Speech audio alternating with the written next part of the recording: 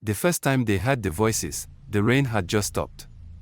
Kosi and Adanna were still tangled in sheets when it began, a muffled shout, low and masculine, followed by the sharp crash of something breaking. Then silence. Not from outside. It came from within the room. From within the walls. They froze. Adanna pulled the duvet to her chest. "Did you hear that?" Kosi sat up slowly, his chest rising and falling. "Yes." A moment passed. Then two. But no sound came again. "Maybe it was the plumbing," he said. "Maybe the roof." But even as he said it, he didn't believe it. They had come to this small guest house in Uzoagba, a sleepy town nestled between Enugu and Emo. A place no one would think to look for them. They had eloped the week before, no blessings, no traditions, no invitations. Just a court affidavit, packed bags, and their love. Room 27 sat at the end of a narrow corridor. The manager had warned them that the hot water took time and the lights flickered sometimes. He hadn't warned them about the voices. The second night, it happened again. This time louder. Clearer. "You always do this, Kosi." The voice rang out. A woman's voice. Full of fury. "You twist everything. Always." It was Adanna's voice. But she hadn't said a word. Kosi turned to her, wide-eyed. "Did you?" "No."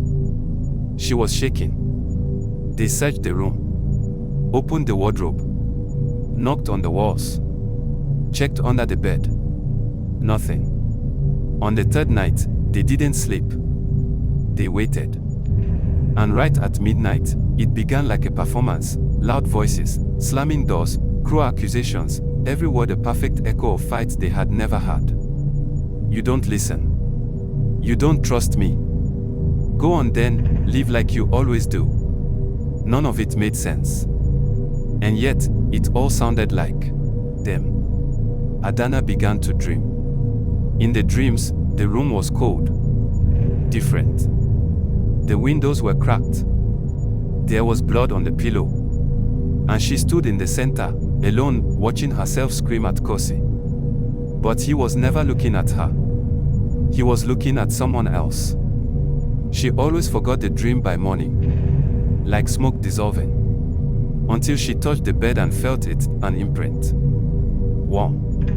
Like someone else had been lying there. They asked the manager about the room. He looked surprised.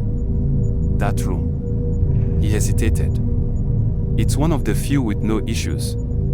Kosi asked if anyone had stayed there recently. "Last guests were a couple. Long time ago," the manager said. "Young, like you two. What happened to them?" He scratched his head. "They checked out. That's all I know." But there was a flicker in his eyes that said otherwise.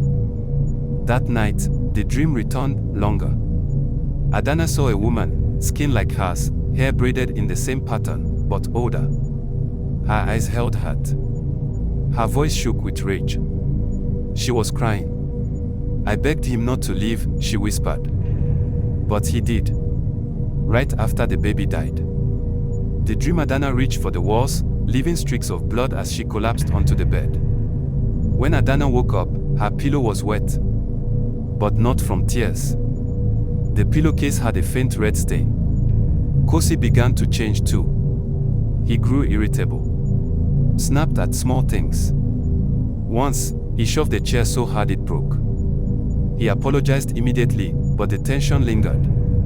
Adanna started recording their nights. And when she played it back the next morning, they had things they didn't say. Whispers. Words spoken in their own voices. But with emotions they hadn't felt yet. "We were never meant to last. You're just like your father. I should have married someone else." One day, while Kosi was out buying fuel, Adanna wandered into the small town library. She asked the clerk if they kept records on deaths or news from past decades. "Try the back archives," the woman said, pointing to a dusty shelf. Hours later, Adanna found a faded newspaper clipping, "Tragic death in guesthouse, young woman found dead in room 27 after heated argument. Fiancé missing. Case remains unsolved. No name. No date. No picture. But the outline of the story matched theirs too closely. That night, she didn't sleep. She waited. The voices came. Angrier this time. And then, herself. She saw her own reflection stand up and walk out of the mirror. It looked like her. Dressed like her. But the eyes were empty. I waited for him, Mary Adanna said. I stayed, the real Adanna whispered. No. You're just a shadow of what I was. Then it vanished. Kosi returned with a small traveling bag. I think we should leave tomorrow, he said. This place isn't normal. She nodded.